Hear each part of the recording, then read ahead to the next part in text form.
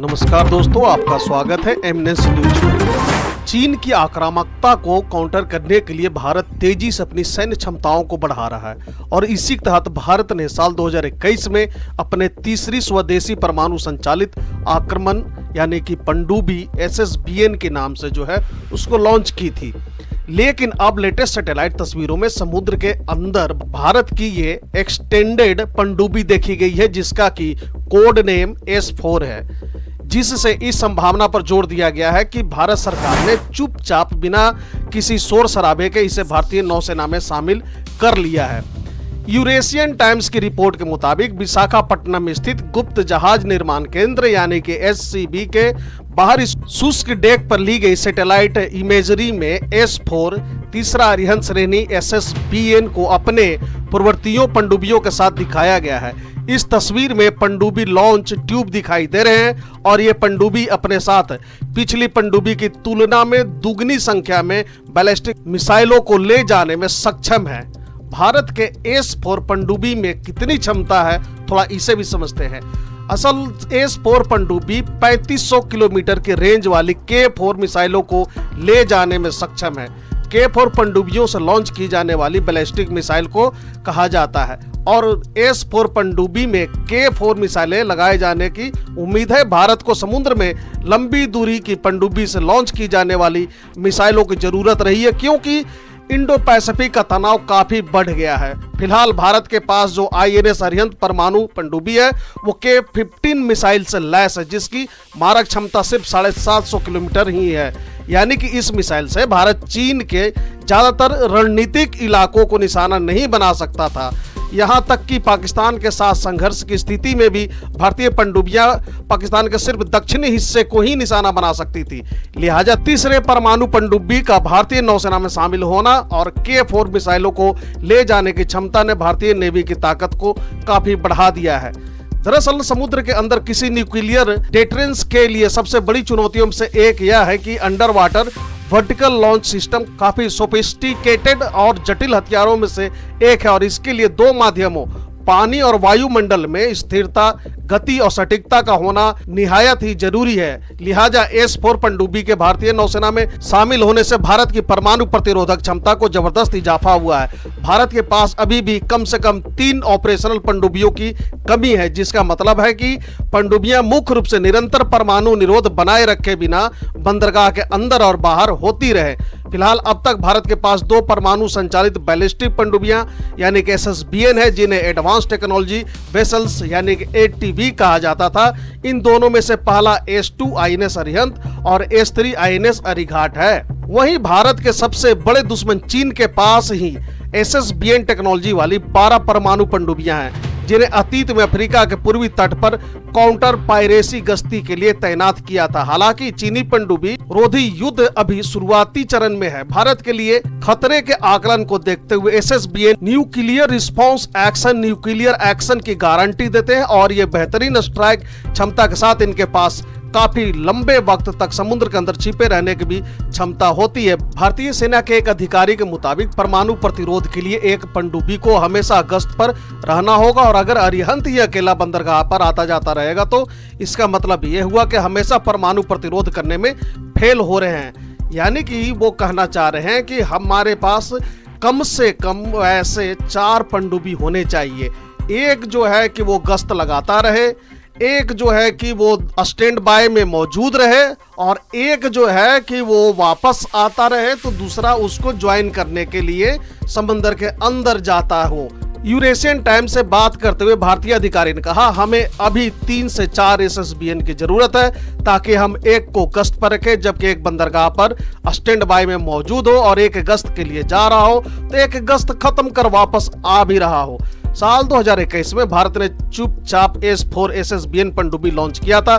British defence अखबार gents ने 29 दिसंबर 2021 को रिपोर्ट दी थी कि S4 को 23 नवंबर को लॉन्च किया गया था और इन्हें फिटिंग आउट घाट के पास ट्रांसफर कर दिया गया था, जिस पर वर्तमान में दूसरी ऐसी परमाणु सशस्त्र मिसाइल पनडुब्बी INS अरिघाट का कब्जा था। भारत का ये पनडुब्बी लॉन्च इसलिए सीक्रेट है क्योंकि अभी तक इसका कोई नाम नहीं रखा गया है और इसे S4 पनडुब्बी ही कहा जा रहा है। S4 पनडुब्बी को लेकर क्या क्या जानकारियां आई है, जरा आइए उसे भी समझते हैं। ब्रिटिश प्रकाशन जेन्स ने अपनी रिपोर्ट में बताया था कि सैटेलाइट इमेजनरी ने पुष्टि की है कि S4 पनडुब्बी की क्षमता 7000 टन है और ये INS अरिहंत जिसकी की क्षमता 6000 टन है उससे थोड़ा बड़ा है। यानी कि INS अरिहंत की लंबाई 111.6 मीटर है जबकि S4 की लंबाई 125.4 मीटर मापी गई है। भारत की पहली स्वदेशी पनडुब्बी INS अरिहंत एक 6000 टन का जहाज है जो समृद्ध यूरेनियम से ईंधन वाले 23 मेगावाट दबाव युक्त प्रकाश जल रिएक्टर यानी कि PWUR द्वारा संचालित है। यह 11 मीटर चौड़े बीम के साथ 110 मीटर लंबा है और पानी के भीतर 24 समुद्री मील की रफ्तार से यात्रा कर सकता है।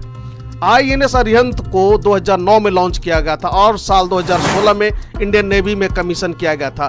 नवंबर 2019 में INS अरिहंत ने अपना पहला निवारक गश्त पूरा किया था। इसके लॉन्च के साथ भारत सरकार ने भारत के जीवित परमाणु ट्राइड की स्थापना की घोषणा की थी, जिसका मतलब ये होता है कि अगर भारत के साथ जमीन से, आकाश से और पानी के अंदर से भी किसी देश पर परमाणु बम दागने की क्षमता आ गई है।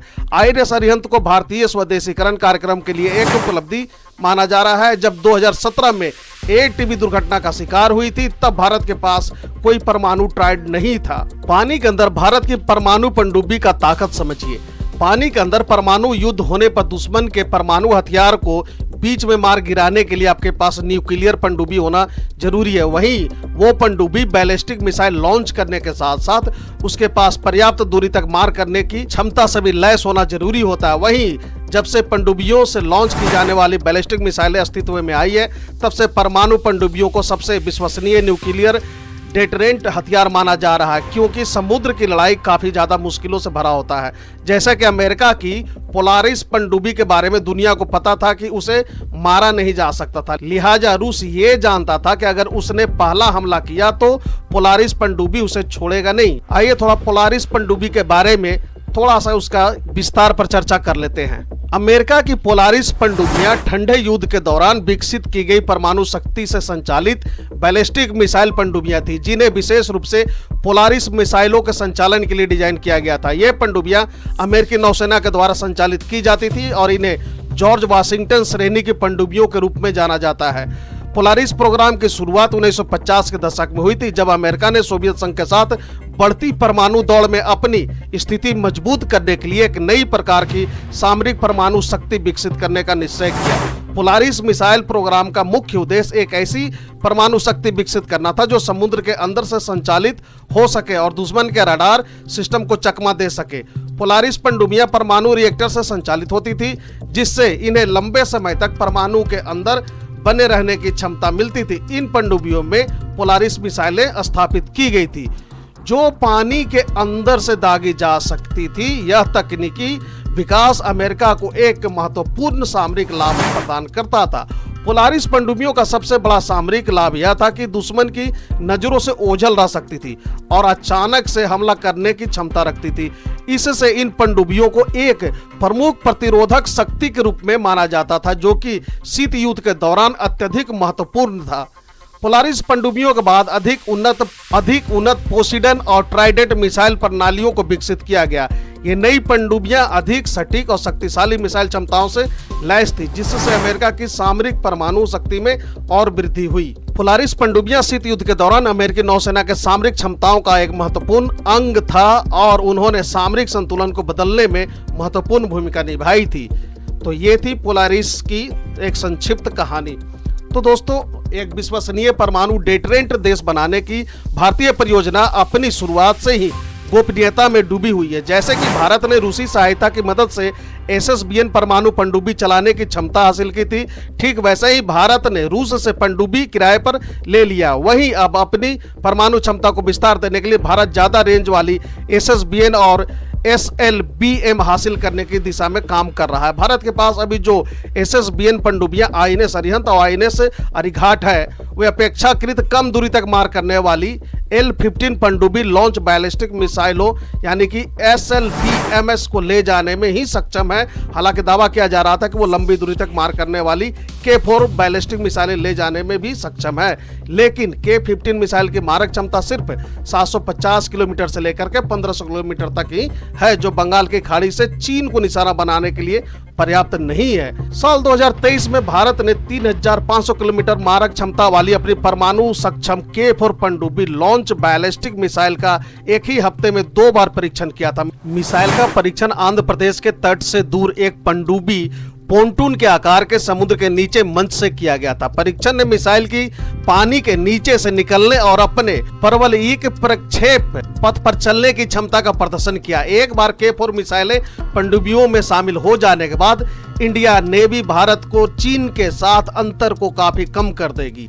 चीन के पास फिलहाल 5000 किलोमीटर से ज्यादा की रेंज वाली SLBM है। K4 मिसाइलों के साथ साथ भारत 5000 से 6000 किलोमीटर की रेंज में K5 और K6 मिसाइलों को भी बनाने में काफी करीब पहुंच चुका है। उम्मीद है कि जल्द ही उसका भी परीक्षण हो जाएगा। तो दोस्तों, कैसा लगा आपको ये इन्फॉर्मेशन, हमें जरूर सूचित कीजिएगा। इसी तरह के इन्फॉर्मेटिव वीडियो देखते रहने के लिए बने रहे हमारे साथ। Thank you for watching. God bless you.